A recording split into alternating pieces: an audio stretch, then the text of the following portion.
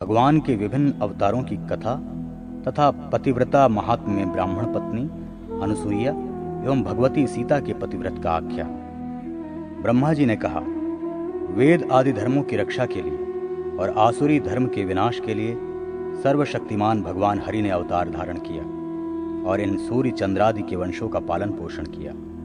ये अजन्मा हरि ही मत्स्य, कूर्म आदि रूपों में अवतरित होते हैं। मत्स्य का अवतार लेकर भगवान विष्णु ने युद्ध कंटक हयग्रीव नामक दैत्य का विनाश किया और वेदों को पुनः पृथ्वी पर लाकर मनु आदि की रक्षा की। समुद्र मंथन के समय देवों का हित साधन करने के लिए कच्छप का अवतार ग्रहण करके उन्होंने मंदराचल को धारण किया। क्षीर सागर के मंथन के समय अमृत से परिपूर्ण कमंडल को लिए हुए धन्वंतरी वैद्य के रूप में समुद्र से वे ही प्रकट हुए। उन्हीं के द्वारा सुश्रुत को अष्टांग आयुर्वेद की शिक्षा दी गई। उन श्री हरि ने स्त्री यानी मोहिनी का रूप धारण करके देवों को अमृत का पान कराया। वराह का अवतार लेकर उन्होंने हिरण्याक्ष को मारा, उसके अधिकार से पृथ्वी को छीनकर पुनः स्थापित किया और देवताओं की रक्षा की। तदनंतर नरसिंह रूप में इन्होंने हिरण्यकश्यप तथा अन्य दैत्यों का विनाश कर वैदिक धर्म का पालन किया। तत्पश्चात इस संपूर्ण संसार के स्वामी उन विष्णु ने जमदग्नि से परशुराम का अवतार लेकर 21 बार पृथ्वी को क्षत्रिय जाति से रहित किया था।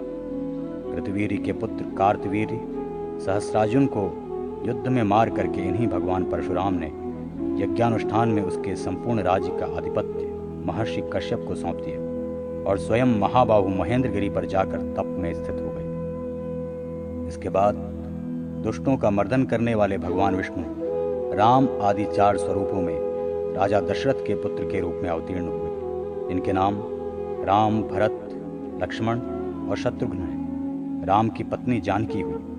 पिता के वचन को सत्य करने के लिए तथा माता कैकेयी के हित की रक्षा करते हुए राम ने अयोध्या का राज वैभव त्याग कर श्रृंगवेरपुर, चित्रकूट तथा दंडकारण्य में निवास किया। तदनंतर वहीं पर शूर्पणखा की नाक कटवाकर उसके भाई खर तथा दूषण नामक 2 राक्षसों को मारा। तत्पश्चात जानकी का अपहरण करने वाले दैत्याधिपति रावण का वध कर उसके छोटे भाई विभीषण को लंकापुरी में राक्षसों के राजा के रूप में अभिषिक्त किया। उसके बाद अपने मुख्य सहयोगी सुग्रीव तथा हनुमान आदि के साथ पुष्पक विमान पर आरूढ़ होकर पतिपरायण सीता एवं लक्ष्मण के साथ वे अपनी पुरी अयोध्या आ गए। यहाँ उन्होंने राज्य सिंहासन प्राप्त कर देवताओं, ऋषियों, ब्राह्मणों तथा प्रजा का पालन किया। उन्होंने धर्म की भली भांति रक्षा की, अश्वमेधादि अनेक यज्ञों का अनुष्ठान किया। भगवती सीता ने राजा राम के साथ सुखपूर्वक रमण किया। यद्यपि सीता रावण के घर में रहीं, फिर भी उन्होंने रावण को अंगीकार नहीं किया और सर्वदा मन, वचन तथा कर्म से राम में ही अनुरक्त रहीं। वे सीता तो अनुसूया के समान पतिव्रता थीं। ब्रह्मा जी ने पुनः कहा, अब मैं पतिव्रता स्त्री का महात्म्य कह रहा हूं, आप सुने। पुराने समय में प्रतिष्ठानपुर में कौशिक नाम का एक कुष्ठ रोगी ब्राह्मण रहता था। उस ब्राह्मण की पत्नी अपने पति की देवता के समान ही सेवा शुश्रूषा करती थी। पति के द्वारा तिरस्कार मिलने पर भी वो पतिव्रता पति को देवता रूप ही मानती थी। एक बार पति के द्वारा कहे जाने पर वेश्या को शुल्क देने के लिए अधिकतम धन साथ लेकर वो उन्हें कंधे पर बैठाकर वेश्या के घर पहुंचाने निकल पड़ी। मार्ग में मांडव्य ऋषि थे। यद्यपि वे ऋषि परम तपस्वी महात्मा थे, तथापि उन्हें चोर समझकर राजदंड के रूप में लोहे के लंबे शंख पर बिठा दिया गया था तथा शरीर के नीचे के छिद्र से ऊपर सिर के छिद्र ब्रह्मारंध्र तक शरीर के भीतर ही भीतर लौह शंख के प्रवेश के कारण मांडव्य ऋषि का असह्य तीव्र वेदना से ग्रस्त होना स्वाभाविक था। इसलिए मांडव्य ऋषि वेदना के अनुभव से स्वयं को बचाने की दृष्टि से समाधिस्थ हो गए थे। कुष्ठ व्याधि युक्त ब्राह्मण कौशिक की पतिव्रता पत्नी रात में ही अपने पति की इच्छा के अनुसार वैश्या के यहाँ जा रही थी। इसलिए अंधकार रहने के कारण अपनी पत्नी के कंधे पर बैठे कौशिक ने मांडव्य ऋषि को नहीं देखा और अपना पांव स्वभावतः हिलाया डुलाया। इसका दुष्परिणाम ये हुआ कि कौशिक के पांवों से मांडव्य ऋषि आहत हो गए और उनकी समाधि टूट गई। समाधि भंग होने से उन्हें असह्य वेदना होने लगी। इससे मांडव्य ऋषि का क्रुद्ध होना स्वाभाविक था। अतः क्रोधवश उन्होंने शाप देते हुए कहा, जिसने मेरे ऊपर ये अपना पैर चलाया है उसकी सूर्योदय होते ही मृत्यु हो जाएगी। ये सुनकर उस ब्राह्मण पत्नी ने कहा कि अब सूर्योदय ही नहीं होगा। इसके बाद सूर्योदय न होने से बहुत वर्षों तक निरंतर रात्रि ही छाई रही, जिससे देवता भी भयभीत हो गए। देवताओं ने ब्रह्मा की शरण ली। ब्रह्मा ने उन देवों से कहा कि पतिव्रता के इस तेज से तो तपस्वियों के तेज का भी ह्रास हो रहा है। पतिव्रत धर्म के महात्म्य से सूर्यदेव उदित नहीं हो रहे हैं। उनके उदय न होने से मानवों और आप सभी को यह हानि उठानी पड़ रही है। अतः सूर्योदय की कामना से आप सब अत्रि मुनि की धर्मपत्नी तपस्विनी पति परायणा अनुसुईया को प्रसन्न करें। वे ही सूर्योदय करा के पतिव्रता ब्राह्मणी के पति को भी जीवित कर सकती हैं। ब्रह्मा जी के कथनानुसार अनुसुईया की शरण में जाकर देवताओं ने उनकी प्रार्थना की। देवताओं की प्रार्थना से अनुसुईया प्रसन्न हो गई। अपने तपह प्रभाव से सूर्योदय करा के उन्होंने ब्राह्मणी के पति कौशिक को जीवित कर दिया। इन महातपस्विनी पतिव्रता की अपेक्षा सीता और अधिक पति परायणा थी। रामचरित वर्णन, रामायण की कथा। ब्रह्मा जी ने कहा, अब मैं रामायण का वर्णन करता हूं, जिसके श्रवण मात्र से समस्त पापों का विनाश हो जाता है। भगवान विष्णु के नाभि कमल से ब्रह्मा की उत्पत्ति हुई। ब्रह्मा से मरीचि, मरीचि से कश्यप, कश्यप से सूर्य, सूर्य से वैवस्वत मनु हुए, वैवस्वत मनु से इक्ष्वाकु हुए। इन्हीं इक्ष्वाकु के वंश में रघु का जन्म हुआ। रघु के पुत्र अज से दशरथ नामक महाप्रतापी राजा ने जन्म लिया।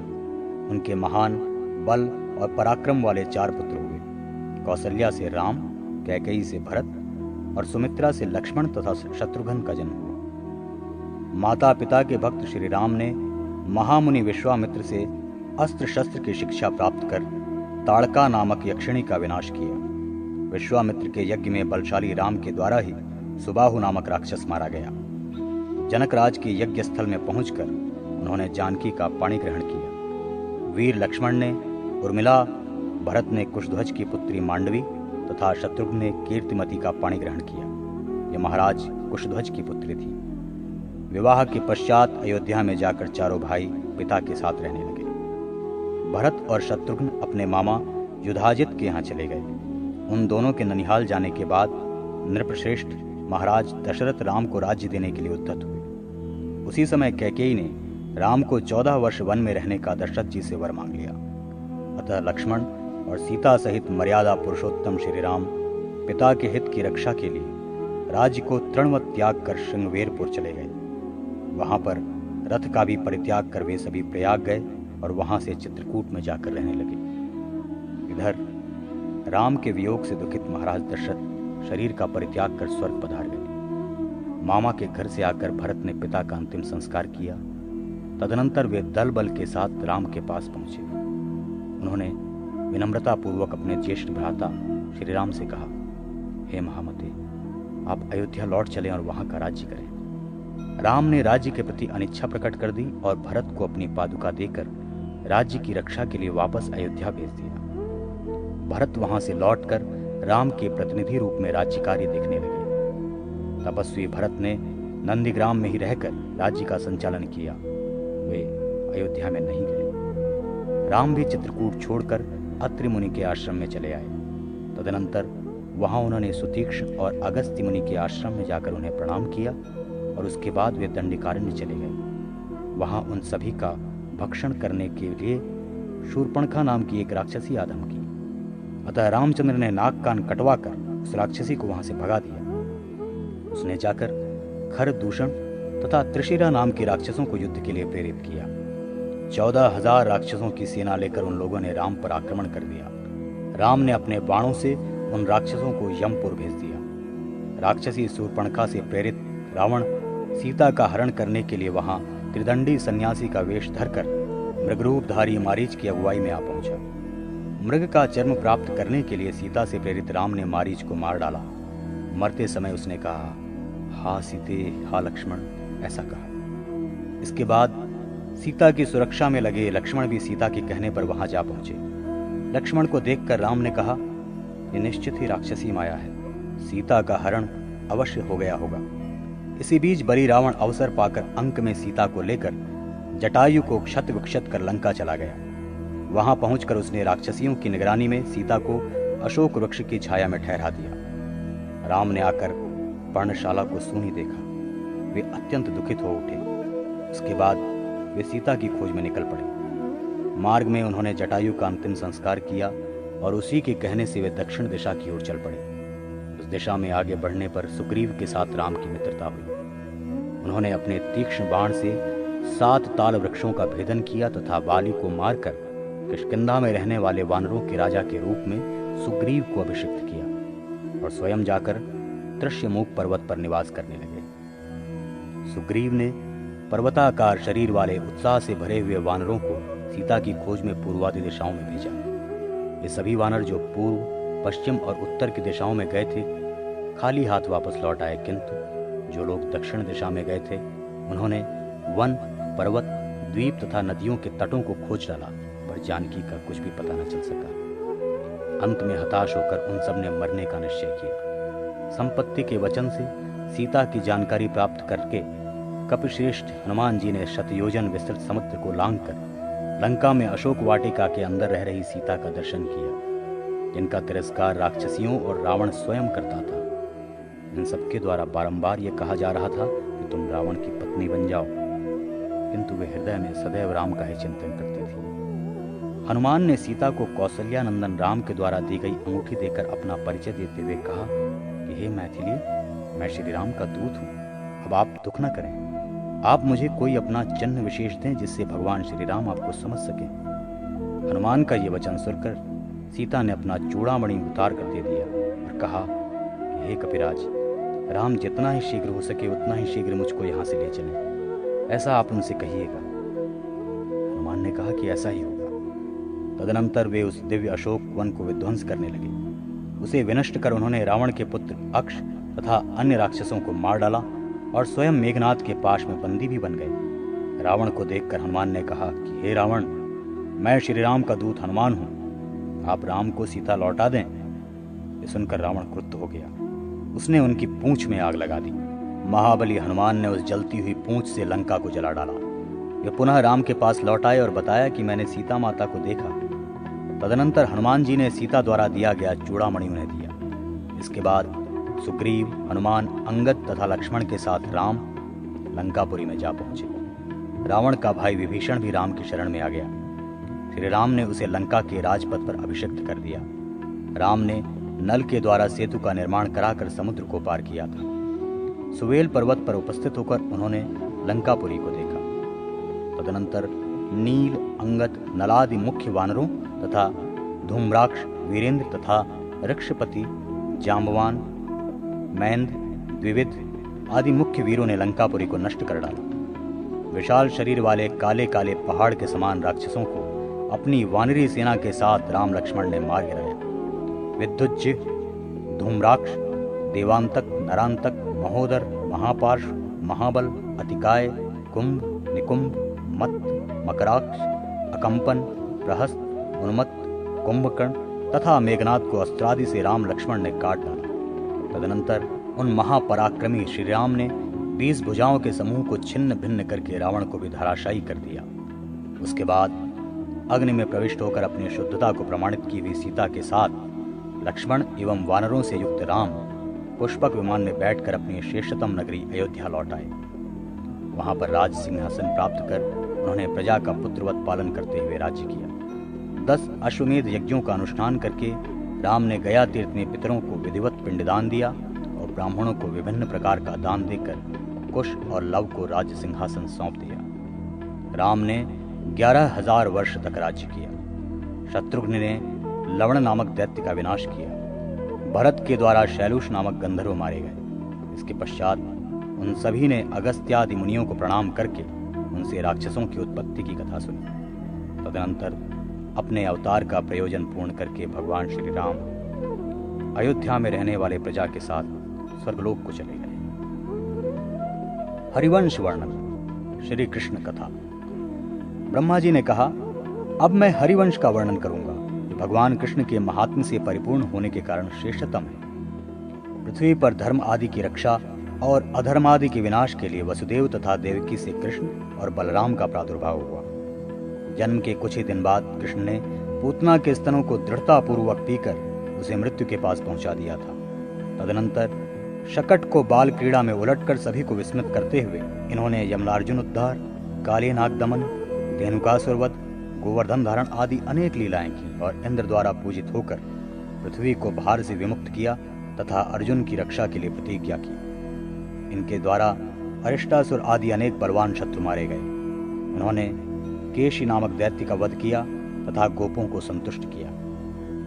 उसके बाद चाणूर और मुष्टिक नामक मल्लू इनके द्वारा ही पराजित हुए। ऊंचे मंच पर अवस्थित कंस को वहां से नीचे पटक कर इन्होंने ही मारा था। श्री कृष्ण की रुक्मिणी, सत्यभामा आदि 8 प्रधान पत्नियां थीं। इनके अतिरिक्त महात्मा श्री कृष्ण की 16,000 अन्य स्त्रियां थीं। उन स्त्रियों से उत्पन्न हुए पुत्र पौत्रों की संख्या सैकड़ों हजारों में थी। रुक्मिणी के गर्भ से प्रद्युम्न उत्पन्न हुए, जिन्होंने शंबरासुर का वध किया। इनके पुत्र अनिरुद्ध हुए, जो बाणासुर की पुत्री उषा के पति थे। अनिरुद्ध के विवाह में कृष्ण और शंकर का महाभयंकर युद्ध हुआ और इसी युद्ध में 1000 भुजाओं वाले बाणासुर की 2 भुजाओं को छोड़कर शेष सभी भुजाएं कृष्ण के द्वारा काट डाली गई। नरकासुर का वध इन्हीं महात्मा श्री कृष्ण ने किया था। नंदन वन से बलात् पारिजात वृक्ष सत्यभामा के लिए ये ही उखाड़ कर लाए थे। बल नामक दैत्य, शिशुपाल नामक राजा तथा द्विविद नामक बंदर का वध इन्हीं के द्वारा हुआ था। अनिरुद्ध से वज्र नाम का पुत्र हुआ। कृष्ण के स्वर्गारोहण के पश्चात वही इस वंश का राजा बना था। सांदीपनी नामक मुनि कृष्ण के गुरु थे। कृष्ण ने ही गुरु सांदीपनी की पुत्र प्राप्ति की अभिलाषा को पूर्ण किया था। मथुरा में उग्रसेन और देवताओं की रक्षा इन्होंने ही की थी। महाभारत की कथा एवं बुद्ध आदि अवतारों की कथा का वर्णन। ब्रह्मा जी ने कहा, अब मैं महाभारत के युद्ध की कथा का वर्णन करूंगा, जो पृथ्वी पर बढ़े हुए अत्याचार के भार को उतारने के लिए हुआ था, जिसकी योजना युधिष्ठिरादि पांडवों की रक्षा के लिए तत्पर कृष्ण ने स्वयं की थी। भगवान विष्णु के नाभि कमल से ब्रह्मा की उत्पत्ति हुई। ब्रह्मा से अत्रि, अत्रि से सोम, सोम से बुध हुए। बुध ने इला नामक अपनी पत्नी से पुरूरवा को उत्पन्न किया।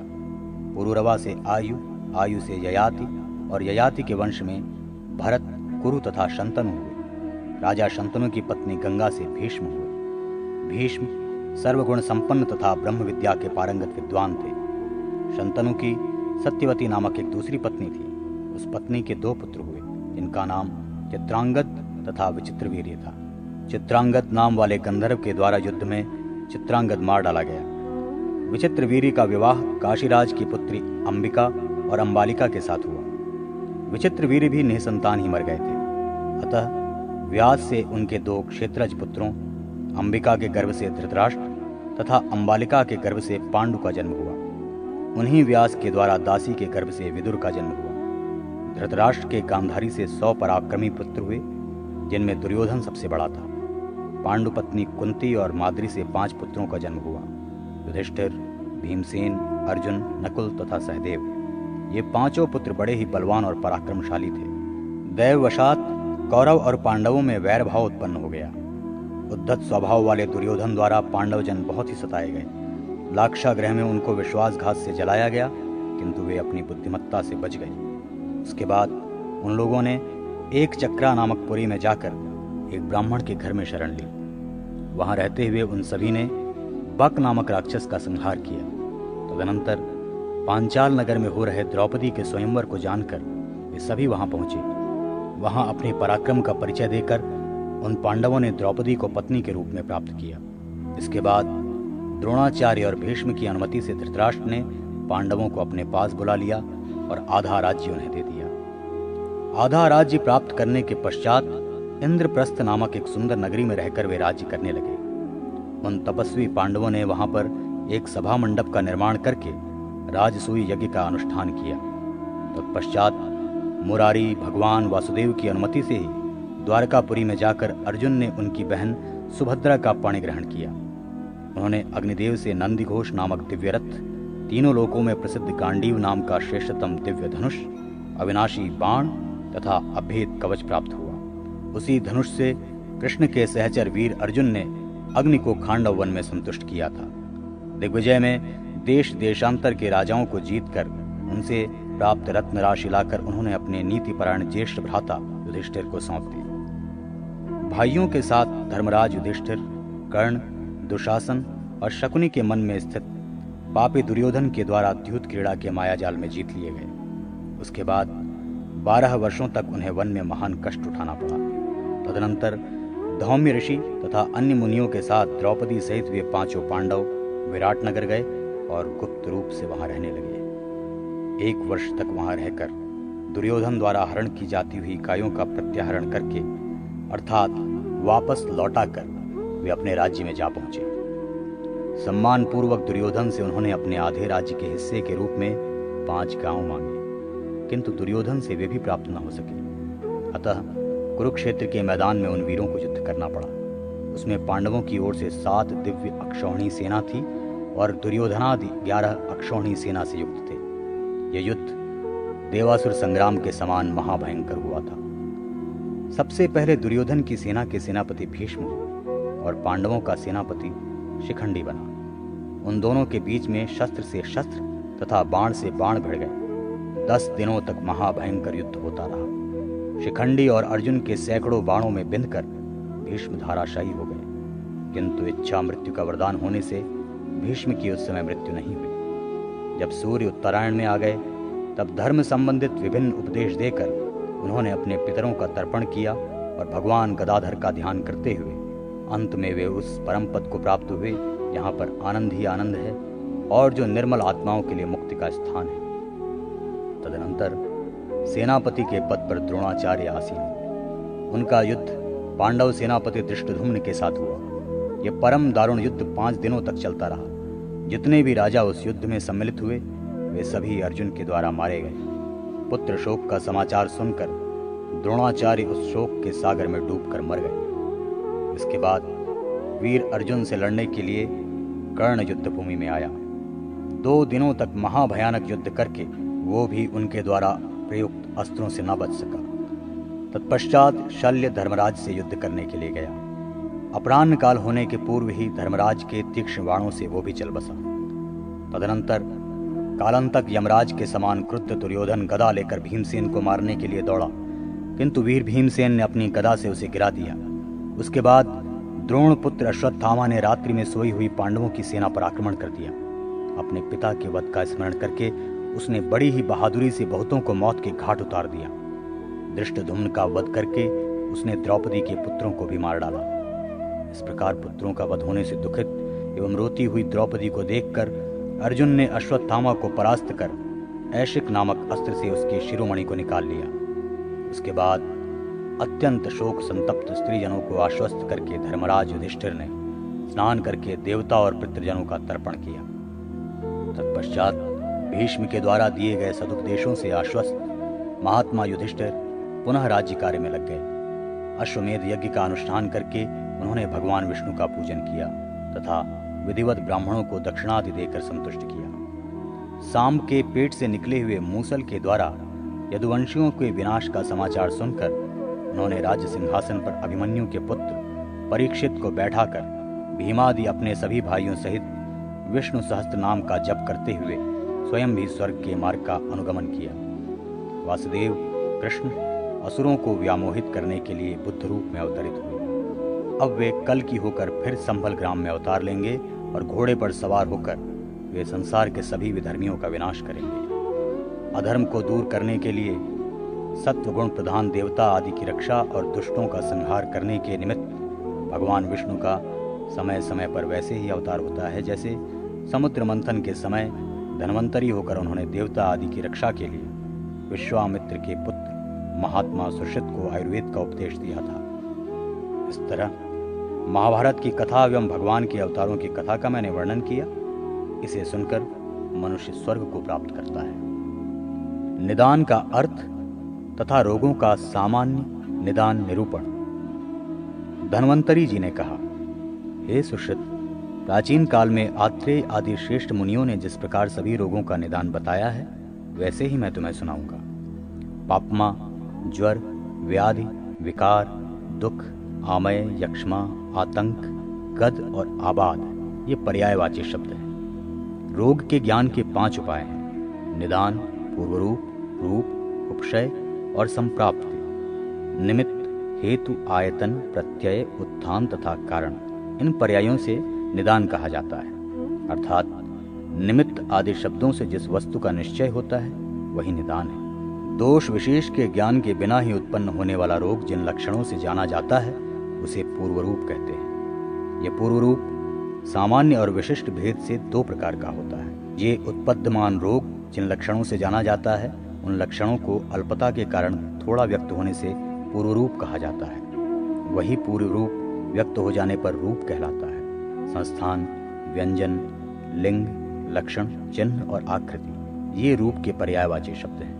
हेतु विपरीत, व्याधि विपरीत, हेतु व्याधि उभय विपरीत तथा हेतु विपरीत अर्थकारी, व्याधि विपरीत अर्थकारी और हेतु व्याधि उभय विपरीत अर्थकारी। औषध, अन्न तथा विहार के परिणाम में सुखदायक उपयोग को उपशय कहते हैं। इसी का नाम सात्म्य भी है। उपशय के विपरीत अनुपशय होता है। इसका दूसरा नाम व्याधि सात्म्य है। दोष जिस प्रकार निदानों से दूषित होकर विसर्पण करते हुए रोग को उत्पन्न करता है उसे संप्राप्ति कहा जाता है। उसके पर्यायवाची शब्द हैं जाति तथा आगति। संख्या, विकल्प, प्राधान्य, बल और व्याधि काल की विशेषताओं के आधार पर उस संप्राप्ति के भेद किए जाते हैं। जैसे इसी शास्त्र में बताया जाएगा कि ज्वर के 8 भेद होते हैं। रोगोत्पत्ति में कारणभूत दोषों की अंशांश कल्पना का विवेचन, विकल्प संप्राप्ति, स्वतंत्रता और परतंत्रता द्वारा दोषों का प्राधान्य या अप्राधान्य विवेचन, प्राधान्य संप्राप्ति, हेतु पूर्व रूप और रूप की संपूर्णता अथवा अल्पता के द्वारा बल या अबल का विवेचन, बल संप्राप्ति और दोषानुसार रात्रि, दिन, ऋतु एवं भोजन के अंश के द्वारा रोग काल के ज्ञान को काल संप्राप्ति समझना चाहिए। इस प्रकार निदान के सामान्य अभिध्येयों का निरूपण किया गया है। संप्रति उनका विस्तार से वर्णन किया जाएगा।